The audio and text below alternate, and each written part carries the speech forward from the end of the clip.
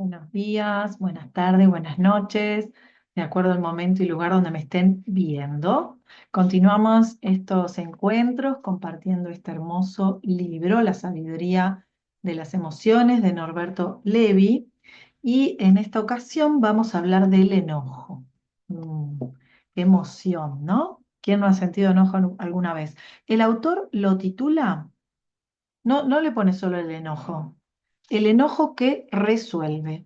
Y acá está buenísimo el capítulo anterior, si no lo vieron, vayan a verlo, les sugiero si quieren, que hablamos del miedo, la dignidad del miedo, y fue muy, muy revelador, ¿no? Es un enfoque diferente, por lo menos en mi experiencia, a cómo conocía las emociones antes, en mi caso antes de estudiar coaching, y cómo me relaciono con las emociones ahora. Y este libro creo que lo resume muy bien, por eso la idea de compartirlo, porque quizás pueda ser que a muchos de ustedes les resuene algún tipo, algo de toda esta información que vamos contando acá, que voy contando acá, y eso pueda aportar en el día a día, ¿no? La idea es que esta teoría que comparto, este libro, sea útil para, de manera práctica para el vivir diario, ¿no? Para las cosas que nos suceden en lo cotidiano. Bueno, el enojo que resuelve. Miren, acá hace un pequeño resumen en la primera parte. Dice, el enojo en esencia es un remanente de energía, o sea, me sobra energía, que está destinado a aumentar nuestros recursos para resolver el problema que nos produce el enojo. Entonces, hay un problema que me está enojando, entonces, este enojo es como que aumento esa energía para poder tener esos recursos para resolverlo. Sin embargo, al no saber cómo canalizarlo, termina convirtiéndose en un factor que daña aún más la situación a la que nos enfrentamos. Entonces, empiezo a tener dos problemas. La situación que me enfrento, que siento que no la puedo resolver, por eso me enojo, y si no puedo gestionar el enojo, también tengo otro problema. Por esta razón es de fundamental importancia conocer de qué está hecha esta emoción, la emoción del enojo, y aprender a transformar el enojo que destruye en enojo que resuelve. Esto fue me alivió mucho, ¿no? Saber que uno puede transformar el enojo en algo que si no lo transformas te puede destruir en algo que puede resolver. Vamos ahí, a ver, dice, el enojo es sin duda una de las emociones que más ha preocupado a la humanidad. Y se pregunta acá, ¿cómo utilizar adecuadamente esta energía tan particular que es el enojo? De hecho, tanto las tradiciones religiosas como las diversas corrientes psicológicas han propuesto diferentes caminos, con variado éxito, para intentar resolver los vastos problemas que esta emoción presenta. Volvamos entonces una vez más sobre este tema para explorar nuevas facetas que permitan transformar el enojo que destruye en enojo que resuelve. Para ello haremos un breve repaso de sus componentes básicos. Entonces, vamos a investigar un poquito acá y profundizar. ¿Qué causa el enojo? ¿Cuál es el sustrato biológico? ¿Y cómo influye en él nuestras conclusiones y creencias? Y luego nos centramos en los aportes más novedosos de esta propuesta, es decir, de qué modo expreso el enojo. Y por último, ¿qué es lo que necesitamos aprender? Súper revelador esta parte, para transformar efectivamente el enojo que resuelve, que destruye, y transformarlo en enojo que resuelve. Bueno, primero aborda acá la causa del enojo. Para decirlo de un modo sencillo y general, nos enojamos cuando algo nos frustra. Por ejemplo, estoy conduciendo y se produce un atasco, hay algo que no me deja continuar. O me han prometido algo y no cumplieron. O esperaba algo de, no sé, de un compañero, o de mi marido, de mi mujer, de mis hijos, o de mí mismo, y lo que esperaba no ocurrió, etcétera, etcétera. Hay un montón de ejemplos. Los motivos son muchísimos. desde los más leves hasta los más intensos y amenazadores. Pero siempre existe un factor común, la frustración. ¿Acá? Hay que tenerlo claro. Cuando la energía del deseo que se encamina hacia su realización encuentra un obstáculo, o sea, yo estoy deseando algo, voy hacia allá, esa energía, y hay algo que no lo puede, hay un obstáculo que me impide continuar, la obstrucción de este produce, la obstrucción que este produce genera una sobrecarga energética en este deseo. Esta sobrecarga es lo que llamamos enojo. Es decir, que yo tengo mucha energía para hacer algo, por ejemplo, que quiero hacer, hay algo que me lo impide y esa misma energía se transforma en enojo. Bien, está bueno entenderlo de esta manera. Es importante destacar que la función original de esta sobrecarga de energía es asegurar la realización del deseo o necesidad amenazada. O sea, yo tengo esta energía para hacer algo y me sobrecargo porque hay algo que me lo está impidiendo. Entonces, me cargo más de energía para poder lograrlo. Esa sería la función original de esa sobrecarga. Lo que ocurre es que al no saber cómo implementar adecuadamente tal sobrecarga de energía, en lugar de contribuir a la resolución del problema, a menudo aquella se convierte en un problema más. Clarísimo, ¿no? Sustrato biológico del enojo. A ver de qué se trata acá. Desde el punto de vista químico, ante la presencia de un obstáculo vivido como amenaza, ¿qué hace el organismo? Segrega adrenalina y noradrenalina. Noradrenalina, jamás la escuché. Que serían los neurotransmisores que posibilitan los comportamientos de alerta, actividad o de confrontación y lucha. En épocas primitivas de la humanidad, cuando la amenaza a la integridad territorial se dirimía en una confrontación física, o sea, no sé, venía un león a querer comerse a mis hijos, si yo fuese en una lucha cuerpo a cuerpo, claro, yo antes no luchaba, esta respuesta adrenérgica era sin duda la más adecuada, porque en tales casos se imponía incrementar la fuerza física para encarar tal batalla. Todos conocemos, ya sea por experiencia personal o por los innumerables ejemplos de personas que así lo testimonian, cómo en una situación de ira se dispone de una fuerza mucho mayor de la habitual. Seguro que le ha pasado a muchos de ustedes, ¿no? El desajuste se produce cuando seguimos utilizando una respuesta biológica de ira generadas en situaciones antiguas para resolver situaciones actuales que no requieren tanta respuesta adrenalínica. Claro, porque ahora yo me estoy enojando por algo que mi cerebro, digamos, mi información más precaria, o mi cerebro reptiliano, mi cerebro de supervivencia, hace la analogía con que estoy amenazada, por ejemplo, corre en peligro mi vida o la de mi familia porque hay un león que quiere atacarme, ¿no? Es como simbólico ahora no pasa eso, pero mi respuesta es similar. Y si yo no comprendo esto y no lo gestiono de esta manera, ahí estamos en el problema. En efecto, el enojo es útil. ¿Para qué? Para aumentar la fuerza física, pero no es útil para aumentar la capacidad de coordinación necesaria para resolver un problema. Imaginemos a un cirujano que encuentra obstáculos durante una operación. Se enoja y mantiene ese estado. Su ira entorpecerá, sin duda, su capacidad de resolver los problemas que deberá enfrentar durante la intervención quirúrgica. No le va a servir de nada al cirujano tener más fuerza física, porque lo que necesita es eh, foco. Este ejemplo resulta obvio, pero sin embargo, la creencia de que el enojo da eficacia está bastante difundida.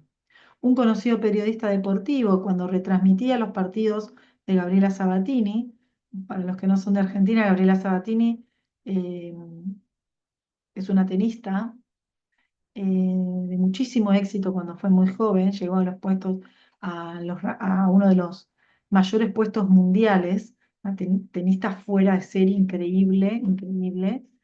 Eh, Entonces, este periodista deportivo repetía frecuentemente, me gustaría ver a Gaby más enojada, decía, así jugaría mejor.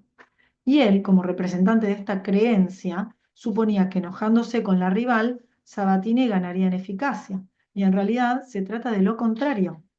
La coordinación y la precisión necesarias para un buen desempeño en cualquier tarea compleja encuentran su mejor caldo de cultivo en la relajación y la calma. Es decir, que las mejores decisiones no se toman enojados, ¿no? No nos va a servir. A ver, y acá lo titula, Influencia de las conclusiones y las creencias en la producción del enojo. Cuando la sobrecarga energética del deseo se expresa, esto que decíamos al principio, tengo un deseo, hay alguna traba y hay una sobrecarga, como enojo, puede albergar diferentes calidades más o menos destructivas. Esto dependerá en parte de las conclusiones que nuestra mente produzca en relación a la naturaleza del obstáculo. Si evaluamos que el obstáculo está actuando a propósito, entre comillas lo pone, ¿no? Contra nosotros, es muy probable que nuestra frustración se convierta en enojo destructivo, o sea, quiero destruir a ese que es el supuesto enemigo. Por lo tanto, trataremos de hacerle a ese obstáculo lo que imaginamos que él quiere hacernos a nosotros. Esa voluntad de destrucción recíproca es la esencia de la batalla. Si llegamos a la conclusión que ese obstáculo no responde a ninguna voluntad específica de perjudicarnos, sino que, como la lluvia que decíamos, en el día que deseamos ir a la playa, es algo que ocurre, pero que no se opone deliberadamente a nuestros deseos, entonces nuestra frustración seguirá existiendo, pero es más difícil que evolucione hacia el tipo de enojo destructivo. Si le pedimos dinero, por ejemplo, prestado a un amigo, y él nos dice que no, porque no dispone de esa suma, y le creemos, nuestra frustración será frustración, y tal vez pena, pero no será enojo hacia él.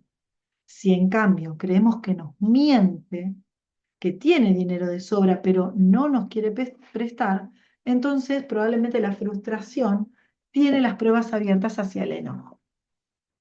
Ante cada frustración producimos, consciente o inconscientemente, conclusiones acerca de la causa que la genera. O sea, yo me frustro y estoy sacando conclusiones de por qué, aunque no sea consciente, ¿no? Y rápidamente evaluamos si existe una intención adversa o no.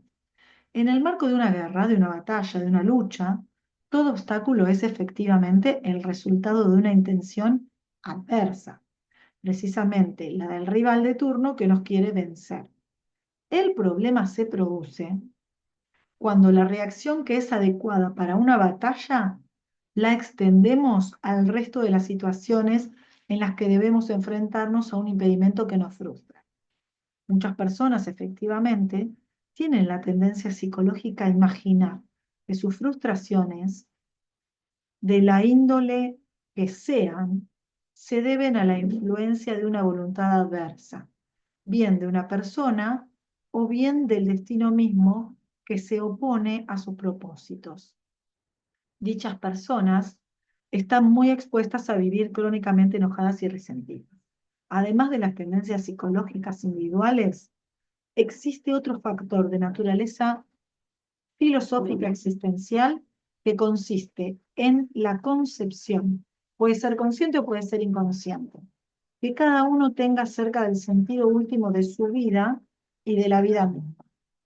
Si yo creo que la vida es, en esencia, una eterna batalla en la que quien gana sobrevive y triunfa, y quien pierde es extinguido, mi objetivo último será ganar y viviré en esa metáfora emocional de guerra continua. Desde esa perspectiva mental, cada obstáculo que me frustre quedará fácilmente convertido en una manifestación más de esa batalla y se activará, por tanto, la respuesta de enojo que se orienta a identificar al adversario y vencerlo. Cuando esta actitud se hace habitual, termina por convertirse en una forma de organizar la experiencia. Alguien que vivía de acuerdo con este modelo me comentaba que al iniciar cualquier relación con otra persona, lo primero que se preguntaba era, ¿quién es mi enemigo aquí? Por supuesto que tal actitud desembocaba en la activación del componente de pelea en cada uno, y el marco imaginario de la batalla que esa persona tenía se iba haciendo la realidad, lo cual reforzaba su teoría inicial y consolidaba el circuito de combate permanente. No sé si esto se puede explicar bien, pero es muy esclarecedor. Si la representación existencial que predomina es aquella que afirma que si bien la batalla existe, ella no es el rasgo esencial de la vida, que lo esencial, en cambio, es el aprendizaje que nuestra conciencia realiza en la solución de los problemas. Ese es el foco, que implica el vivir como individualidades separadas. Entonces, cada frustración es vivida de manera distinta.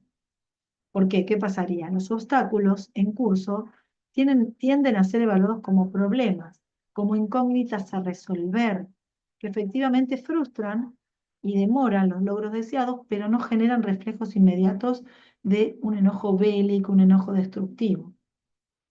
Si le pusiéramos palabras a esta actitud, en lugar de pensar, ¿quién es el enemigo aquí? La pregunta primaria sería, ¿cuál es el problema que a todos nos beneficiaría resolver? Es como un cambio de mirada, ¿no?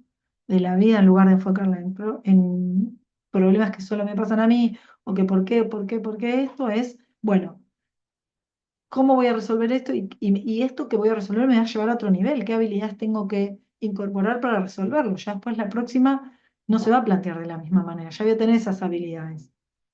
En este periodo en el que los valores y las modalidades de la cultura competitiva están tan expandidos y donde todo parece ser motivo de competencia, estamos muy expuestos a interpretar cada obstáculo que surge en el curso de una relación como la manifestación de la voluntad adversa del rival de turno.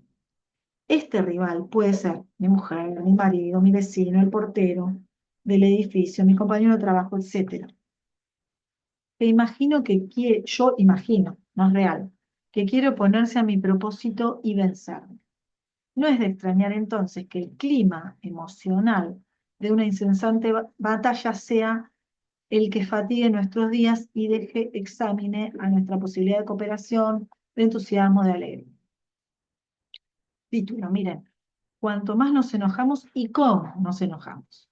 Por todo lo enunciado anteriormente, queda claro que el enojo puede ocupar un lugar mayor o menor en la vida de cada uno, que podemos enojarnos más o menos fácilmente y que esta variable es importante y merece ser observada. Pero junto con esta característica existe otro factor de tanto mayor importancia aún que está y es la manera en que reaccionamos cuando nos enojamos. Es decir, si nuestro enojo tiende a destruir o a resolver. Vieron que no está diciendo que no hay que enojarse. Está diciendo que tenemos que detectar de qué manera nos enojamos y cómo vamos a hacer y para qué sirve.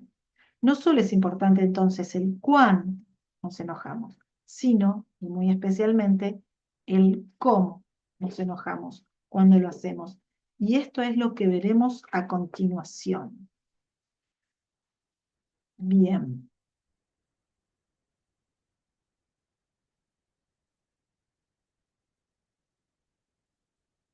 habla los diferentes modos de expresar el enojo.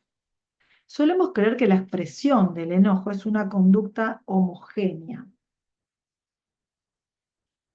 que no tiene componentes constitutivos diferenciales. Algo así como cuando uno se enoja y todos los enojos son más o menos parecidos, como que esa sería la creencia popular. Sin embargo, si miramos con mayor detenimiento, la reacción de enojo, como si ubicáramos sobre ella una lente de aumento para verla con más detalle, encontraremos 4 componentes diferenciables que vale la pena discriminar.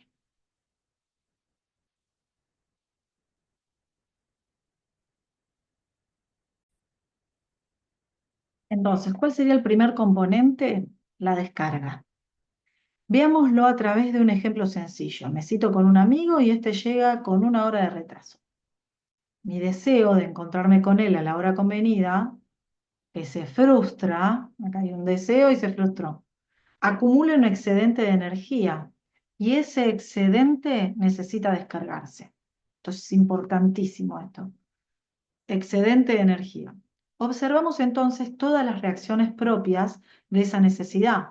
Puedo moverme, resoplar, gritar, dar un golpe sobre la mesa, soltar una patada, etcétera, pero de alguna forma yo me tengo que descargar. El propósito de esta clase de reacción es descargar al sistema de la sobrecarga a la que está sometido. La función de la descarga es equivalente a abrir la válvula de escape de una olla a presión. Vieron que si no le saco la tapa, la olla explota. En efecto, la frustración producida en la sangre, no, perdón, en efecto, la frustración produce en la sangre un intenso y brusco aumento de adrenalina que pone al organismo en estado de alerta, en estado tenso y listo para el combate. Claro, porque yo tengo mucha energía, se me va la adrenalina a la sangre porque necesito o correr, huir, estoy preparada para el combate. La descarga de la tensión permite que el sistema vuelva a recuperar el estado más adecuado para su funcionamiento. Siempre tiene que estar en equilibrio. Esta fase es muy importante y permite encarar en mejores condiciones las otras etapas del enojo. No todas las personas contamos con los canales disponibles para descargar la intensidad que existe, por ejemplo, en la ira. Es más allá del enojo, ¿no? Más intenso. La tradición cultural que propició la supresión del enojo terminó suprimiendo sus canales de expresión. Si le pusiéramos palabras a tal actitud serían como si socialmente expresar el enojo estaría mal. No es correcto y es además una señal de debilidad. Entonces, ¿qué pasa? Ante esta creencia popular y esto que como yo soy visto, ¿qué hago? No expreso el enojo. Entonces, peor, porque me lo estoy guardando y toda esa sobrecarga queda dentro mío. Esta actitud represiva agrava el problema, porque la falta de experiencia en la expresión del enojo hace que uno no cuente con la capacidad de graduarla en su justa medida, pues esto se alcanza a través de la ejercitación repetida. Por lo tanto, uno vive frecuentemente la ira en términos de o todo o nada, o me callo o pierdo el control sobre mí mismo. O sea, no hay término medio, no lo puedo gestionar, me voy de un extremo al otro. Es interesante tomar como ejemplo de esto lo que ocurre con, por ejemplo, los lobos y los pájaros. Siempre la naturaleza nos da, creo que, muy buenas respuestas, ¿no? El que los lobos sean animales muy combativos permitió que a lo largo del tiempo pudieran ritualizar la descarga y el castigo y lograran rescatar lo esencial del combate entre ellos, que es dirimir quién va a quedarse con el territorio.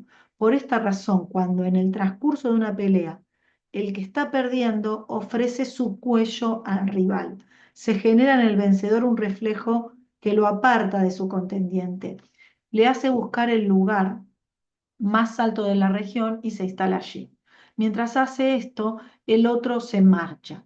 Han resuelto el problema de la distribución del territorio con el menor daño posible de los antagonistas, o sea, no termina nadie muerto.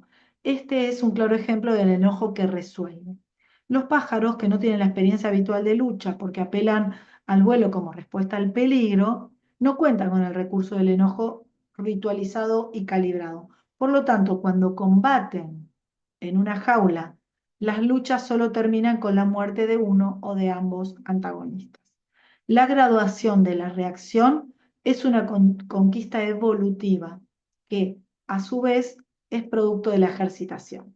Cuando se ha aprendido a discriminar el componente de carga, o sea, me tengo que dar cuenta que estoy cargada, que estoy enojada, que tengo una frustración y tengo que buscar la mejor manera de descargarla que no haga daño a nadie ni a mí, ¿no?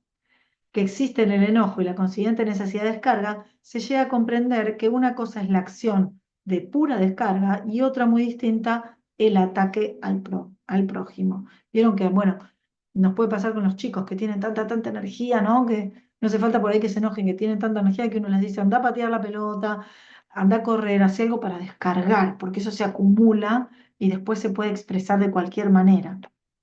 La descarga es una acción independiente de la presencia física del otro y su función es, como hemos dicho, disminuir la tensión adrenalínica acumulada.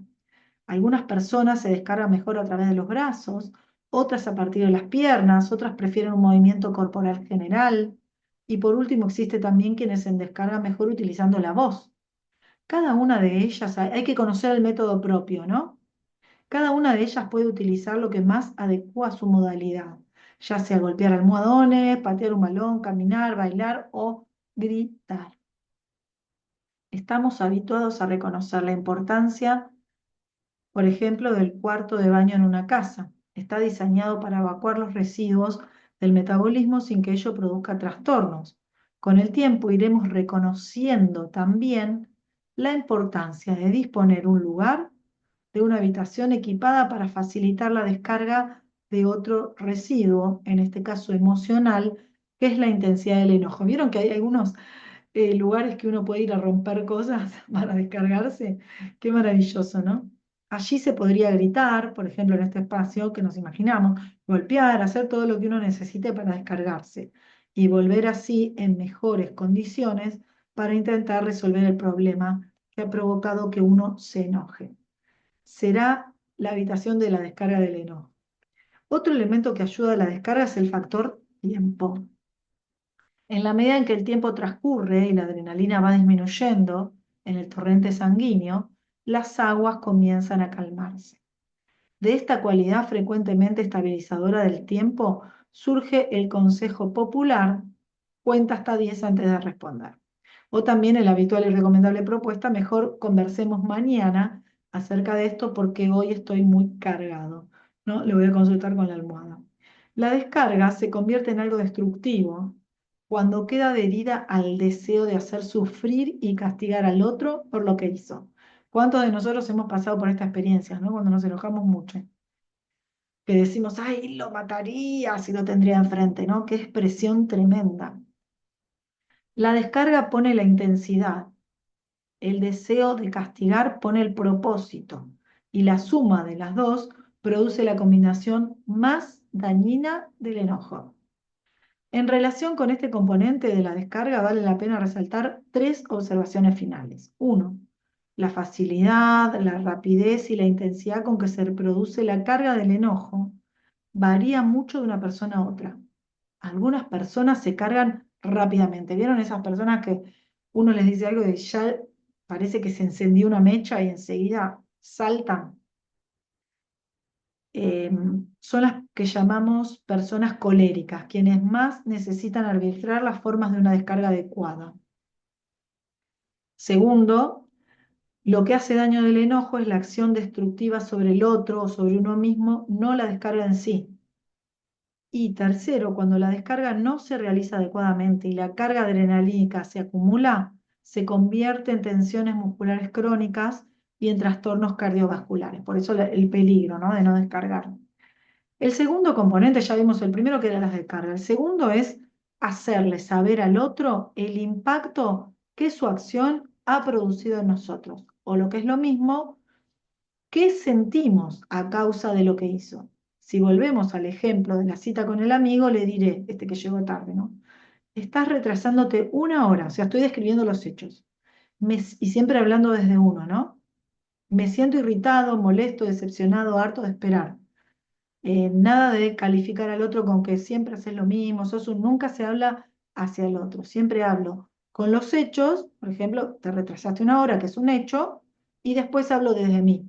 No le estoy diciendo al otro porque sos un desconsiderado y adjetivo lo que yo creo. Eso no tiene que ver. Hablo cómo yo me siento. Desde ese terreno nadie te podría, digamos, es lo que vos sentís. No se evalúa, o sea, nadie podría juzgarlo. Estas podrían ser las palabras, pero la expresión global de lo que siento también estará en mi tono de voz, mis gestos, mis miradas, todo un conjunto, ¿no? Como se puede observar en este caso, no hay ningún enjuiciamiento, descalificación ni conclusión acerca del otro, justo lo que yo decía antes, ni del porqué de su conducta. No le pregunto por qué llegó tarde, ¿no? meramente lo nombro sin enjuiciarlo y transmito mi reacción ante ella. Esto es muy importante para las relaciones, muy importante. No juzgo al otro, no lo califico, solo hablo de los hechos y de mí, de lo que me pasa a mí en relación a esos hechos. La valiosísima significación instrumental de este componente de la expresión del enojo tiene dos pilares. Bien, es bastante largo este capítulo del enojo, me parece que lo voy a dividir en dos encuentros. Bueno, el primer pilar. En el acto de nombrar y expresar lo que sentimos, realizamos un importante movimiento de descarga. Eso de expresar ya estoy descargando. No tanto en el sentido químico que describimos antes, sino más bien en lo emocional. Y además nos afirmamos, nos fortalecemos y nos integramos al asumir lo que sentimos. Y dos, para que se produzca una modificación en la conducta del otro, es necesario que éste conozca del modo más completo posible el efecto que su acción produce en nosotros, porque vieron que muchas veces a mí me pasa un montón. Algo me molesta del otro, yo no se lo digo y pretendo que el otro cambie. Tampoco es adivino, porque ¿qué sabe que te molestó si vos no decís nada? ¿No? Hay que aprender a comunicar lo que nos pasa de manera asertiva, eh, respetuosa con el otro, sin agresiones, eh, y después decidir si el otro continúa en la conducta que yo ya le dije que me molestaba, decidir lo que voy a hacer, ¿no? Esta fase está también interferida por la creencia que afirman que reconocer el impacto que nos produce lo que el otro hace es señal de debilidad. Claro, no. El ejemplo que mejor ilustra esta actitud se presenta cuando alguien dice, no voy a darle el gusto de decirle cómo me ha afectado lo que ha hecho. Bueno, muy infantil, ¿no? Pero todos, por ejemplo, hemos transitado por estos lugares. La inhibición en la expresión de una o de las dos fases que estamos describiendo contribuye a que la manifestación del enojo tome uno de los dos canales más disfuncionales de su espectro, el intento de suprimir al mínimo la propia reacción y producir sobre el otro el máximo castigo. Tremendo. El tercer componente necesario es en la expresión del enojo para que éste cumpla adecuadamente su función resolutiva es la formulación de una propuesta para reparar lo reparable en esta situación y la construcción de un proyecto que asegure en lo posible que ese problema no se repita. Volviendo al ejemplo anterior, puedo decirle a mi amigo, por ejemplo, al que llegó tarde, mira, ahora no puedo hablar de tema porque te cité hace una hora y estoy muy molesto, o sea, peor, ¿no? Caminemos un poco, así me descargo y luego podré hablar mejor. Quiero que sepas que cuando concreto una cita me irrita mucho esperar, de modo que quisiera que veamos el modo en que esto no vuelva a repetirse. En el presente de esta situación, la reparación posible se produce proponiendo un paseo, por ejemplo, que es lo más que más descarga en lugar de quedarme sentado en un bar tenso y todo con malestar, ¿no? Para el futuro está proponiendo lograr efectivamente diseñar una manera que garantice que esa espera de una hora no se vuelva a repetir. Entonces, recapitulamos los tres componentes. Realizo la catarsis necesaria para descargar mi sistema. Esta catarsis no tiene que hacer daño ni a mí ni a otro. Dos, le doy a conocer clara y abiertamente lo que siento para que el otro conozca el efecto que produce en mí lo que ha hecho. Y tres, incluyo una propuesta para reparar la situación presente para tratar de evitar que se repita en el futuro. Estos tres componentes son muy importantes, los voy a repetir. Hago la catarsis necesaria sin dañar a nadie para descargar mi sistema. Dos, le digo al otro lo que me pasa, clarito, lo que siento, de manera respetuosa. Y tres, hago una propuesta para reparar que esto no vuelva a ocurrir. Para comprender mejor la significación de esta secuencia, es útil recordar que el enojo no es un fin en sí mismo, sino en última instancia un medio para resolver un problema. El enojo se convierte en un fin en sí mismo cuando nos olvidamos o nos desconectamos del tema que ha provocado nuestro enojo y parece que solo queremos herir a quien nos ha irritado. ¿Vieron que a veces uno se queda con eso y después se olvidó del tema y no sabe ni por qué? Está enojado con alguien y sigue enojado. Y ese hecho que sucedió hace 1000 años es mínimo para el enojo que siento, bueno, porque está totalmente distorsionado todo. Esto nos introduce en el cuarto componente de la expresión del enojo, que es el deseo de castigar al otro por lo que hizo. Esto es tremendo. Aquí el centro está puesto en hacer sufrir al otro. Lo hacemos a través de insultos, enjuiciamientos, descalificaciones y en sus formas extremas a través del castigo físico. Cuando mi amigo llega tarde, le digo, eres un egoísta, un irresponsable, un desconsiderado, contigo no se puede hacer nada, es imposible confiar en ti, todas cosas que no tienen nada que ver porque llego tarde, ¿no? Lo que pensaba hacer contigo no voy a hacerlo, de modo que me voy, adiós. Esto puedo decirlo incluso con un tono de voz relativamente tranquilo, de manera que la descarga en sí de mi estado es mínima y simultáneamente el efecto sobre el otro es máximo. Aquellas personas que están habituadas a expresar su enojo de esta manera creen verdaderamente que expresar enojo es eso, descalificar, reprochar y castigar. Si estamos atentos a las discusiones diarias, veremos que en la mayor parte de ellas esta es la modalidad que predomina. No digas tonterías, eres un resentido, eso es una estupidez, eres un hijo de no sé qué, un amargado, no sirve para nada, bueno, etcétera, etcétera, etcétera. Todas estas expresiones, más la larga lista de frases equivalentes que cada uno podrá recordar, tienen en común el hecho de utilizar las palabras para atacar al otro. En ese sentido, son verdaderas trompadas verbales, porque recordemos que no hace falta daño físico para atacar al otro. Estas trompadas, entre comillas, consisten en emitir un juicio descalificatorio acerca de lo que el otro es decir, agraviar e insultar. Y lo repetimos una vez más, muchas personas están sinceramente convencidas de que enojarse y discutir es hacer eso, herir con las palabras. Cuando se les revela otra alternativa, muestran una verdadera sorpresa al enterarse de una modalidad que no estaba presente en su forma habitual de vivir y expresar su ira. Esta evidencia clínica pone de manifiesto hasta qué punto el tema de la ira es también un importante aprendizaje que como miembros de la especie humana y protagonistas de esta cultura necesitamos realizar. La misma modalidad descalificadora y castigadora la encontramos cuando al oír algo que nos enoja, por ejemplo, damos un portazo y nos vamos. Aquí intervienen acciones en lugar de palabras, pero la esencia es la misma. Esta actitud también es muy frecuente y existen personas que se reconocen a sí mismas como expertas en poner el dedo en la llaga, es decir, producir con la mínima descarga el máximo daño posible. Por ejemplo, un paciente que tenía, está comparando, dice que una mujer le contaba, mi marido no me consultó acerca de cómo quería que yo hiciera los arreglos en la casa y aunque eso me irritó mucho, no pude decirle nada. Cuando me preguntó a qué hora iba a estar para que yo recibiera al albañil, le dije que esa semana iba a estar muy ocupada y no me encontraría en casa. Él tuvo que quedarse para recibirlo con las consiguientes dificultades para su propio trabajo, de lo que me alegré muchísimo.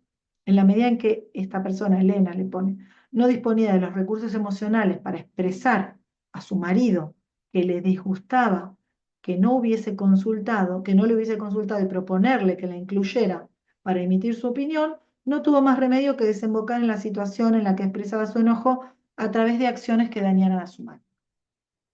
Esta actitud está relacionada con ese conjunto de respuestas que intentan que el otro sienta lo que nosotros hasta ese momento sentimos. Si sufrí 10, quiero que sufra 10. O si sufrí 10, quiero que sufra 50. El régimen de multiplicación depende de cada uno y ese es el sistema que va fabricando la bomba atómica.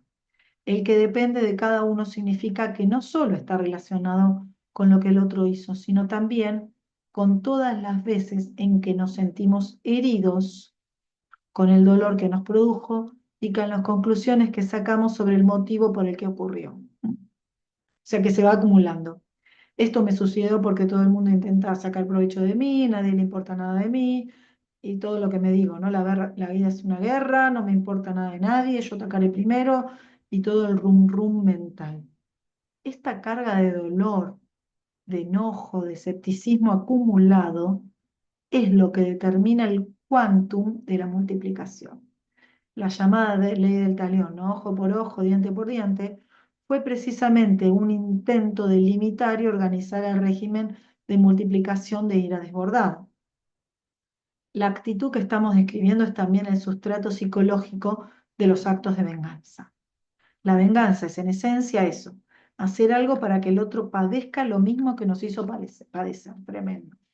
A partir de estos hechos, la actitud de lo que, lo que más me descarga es que el otro sufra, se revela como una extraordinaria distorsión en la elaboración del enojo. Además, como a su vez el otro va a reaccionar ante nuestra acción, ¿qué es lo que ha hecho sufrir? Perdón, cómo a su vez el otro va a reaccionar ante nuestra acción, que lo, que lo ha hecho sufrir, si él tiene el mismo mecanismo de causarnos sufrimientos, por lo que hicimos juntos, ponemos en marcha una intención, una interacción que agrava el problema y multiplica el daño. Claro, si los dos somos iguales. Esa es la bomba atómica. Así es como se fabrican peleas que culminan en actos de violencia de una magnitud tal que resultan a los ojos de un observador altamente desproporcionado en relación con el motivo que la generó. Es una pavada y termina en tragedia. Son estas típicas discusiones que comienzan con un tema menor y terminan en peleas y distanciamientos y muchas veces preguntándonos cómo comenzó la discusión. Estos son los ejemplos típicos de las situaciones en las que el enojo, en lugar de resolver un problema, lo agrava y lo multiplica. Marco Aurelio dijo en el siglo II de nuestra era: cuanto más personas son las consecuencias, cuanto más penosas, perdón, son las consecuencias del enojo que las causas que lo produjeron. No, cuanto más penosas son las consecuencias del enojo que las causas que lo produjeron. Claro. Y hoy, 18 siglos después, su frase conserva lamentablemente su vigencia. Claro. Desde la perspectiva que brinda este análisis detallado, podemos comprobar que las consecuencias penosas que tan bien observaba Marco Aurelio no son inherentes al enojo en sí, sino a la forma particular de sentirlo y de procesarlo. A modo de resumen, podemos destacar que estas cuatro categorías abarcan todas las formas de expresión del enojo, es decir, siempre estaremos expresando alguno de estos cuatro componentes. En cualquier respuesta de ira podremos encontrar una o varias de todas estas facetas. Resulta muy útil descubrir cuáles están presentes en el modo de enojarse de cada uno.